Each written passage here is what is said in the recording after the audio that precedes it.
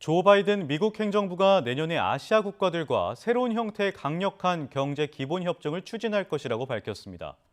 미국이 중국을 겨냥한 안보 동맹에 이어 경제 분야에도 시동을 걸었다는 분석이 나옵니다. 김선희 기자가 보도합니다.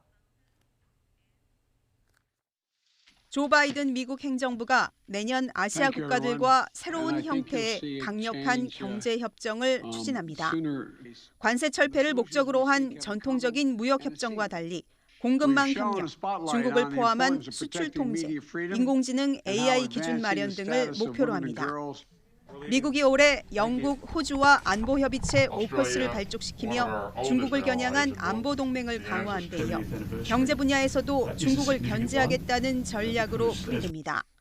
이와 관련해 지나 러먼도 미 상무장관은 미국과 아시아 국가 간의 매우 강력한 경제협정을 추진한다면서 조 바이든 대통령의 정책 우선순위에 있다고 강조했습니다. 러먼도 장관은 특히 반도체와 관련해 미국의 대만 의존도가 높은 것이 문제라며 새 경제협정에서 반도체 등 핵심 상품의 공급망 문제에 초점을 맞출 것이라고 말했습니다.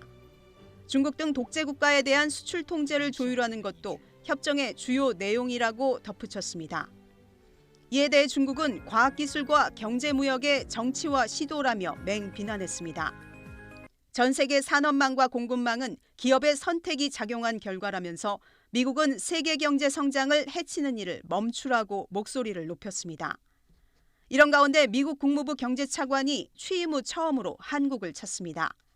호세 페르난데스 차관은 외교부 최종문 2차관과 17일 서울에서 한미 고위급 경제협의회를 개최합니다.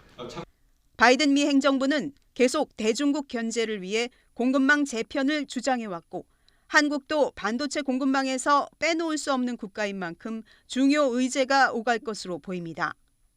페르난데스 차관은 외교부뿐 아니라 기획재정부 관계자와도 만나고 기업과도 접촉할 계획입니다.